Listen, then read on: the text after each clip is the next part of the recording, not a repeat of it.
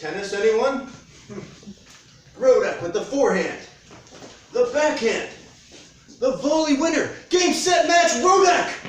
Yay!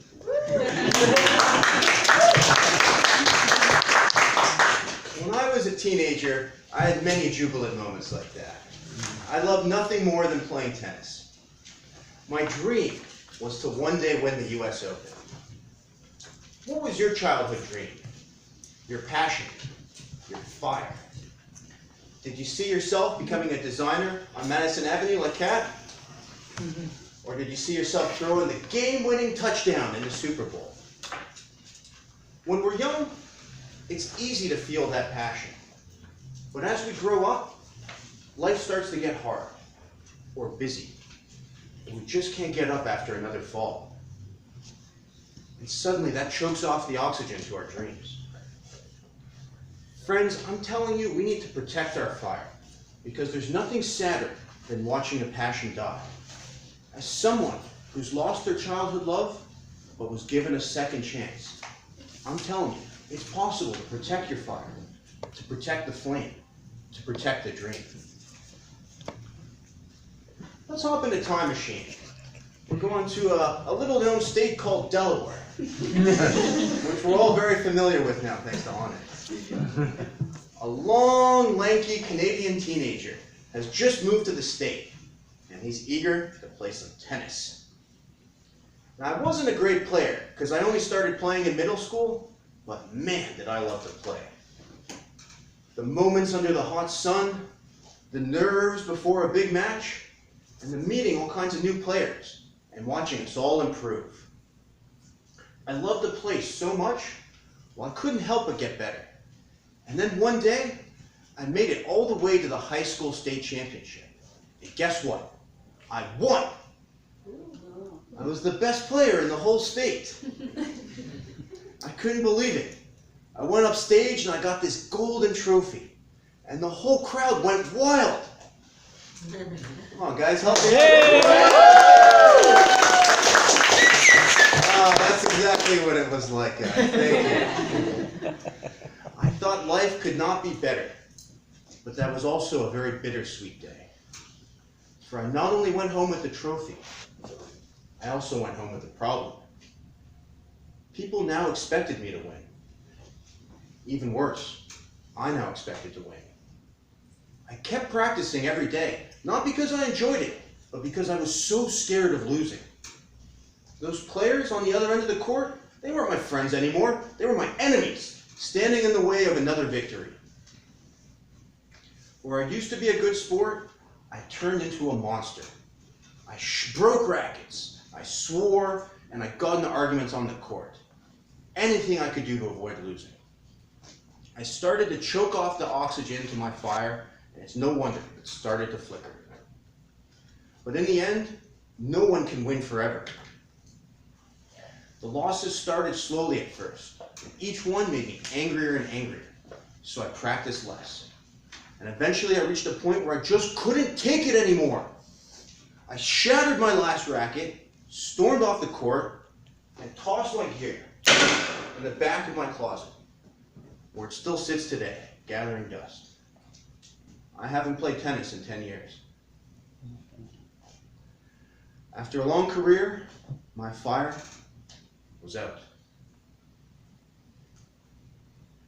But life goes on. I eventually found new sources of joy, like writing, travel, and of course, craft beer.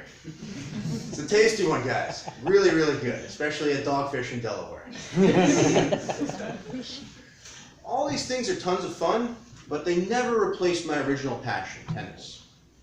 That all started to change when I lived in New York and went to my very first Toastmaster meeting.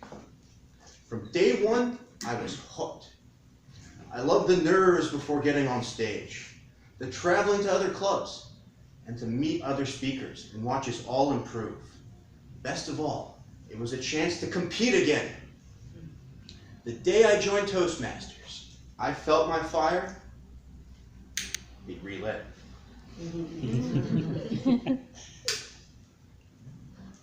I liked speaking so much, once again I couldn't help but get better. So when our club's humorous speech contest rolled around, once again, I won.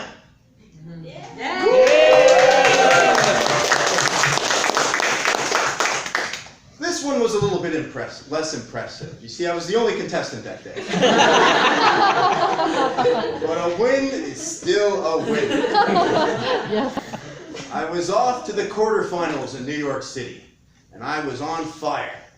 I had a hilarious speech, my club members were there to cheer me on, and I had the perfect outfit. A brand new suit, red, white, and blue with 50 stars to represent the American flag. It was Halloween. I showed up to the area quarterfinals, and I saw my opponent. Competition was light. I only had to beat one person. Who?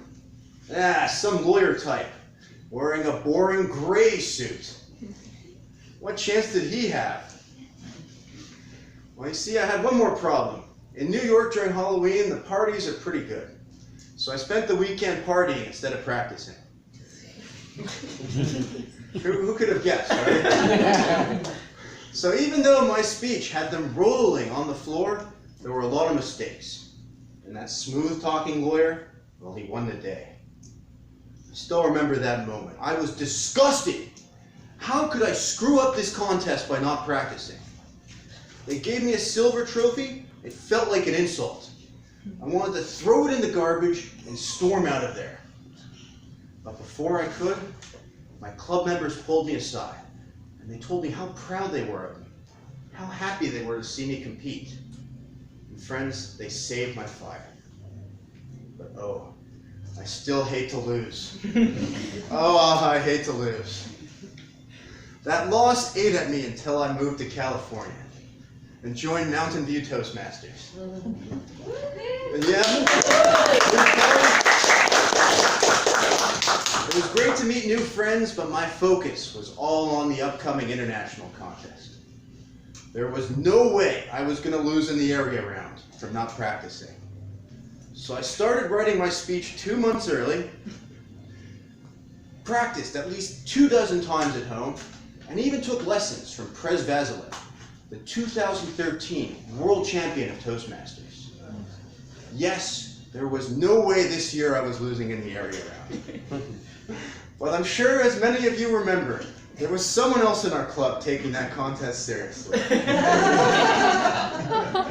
So when I showed up to our club contest, already looking 2 steps ahead, and then suddenly, Kat showed up. With her beautiful outfit and spectacular props.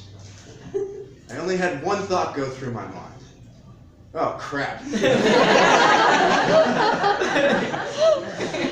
Yes, while my speech was good, Kat's speech was incredible, and she truly deserved to win that day. And yet, despite all my hard work, despite all that practice and losing, I didn't get angry. I felt proud to see my fellow club member do such an amazing job. Now, a month later, I did get angry to see Kat losing the area round.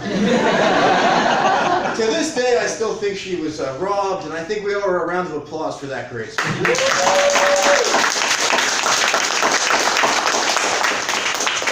Truly phenomenal. It was really one of the happiest experiences I've had in a long time. To get up there and compete and lose and feel pride instead of anger. It brought back those days as a long, lanky Canadian teenager who didn't care about winning or losing. All he cared about was the love of the game. Through Toastmasters, I was able to remember how to protect my fire. It's not about the results or the trophies. It's about the memories, the journey, and above all, the friends. I would like to thank each and every one of you for an incredible year and for helping me stand up here and reignite my fire.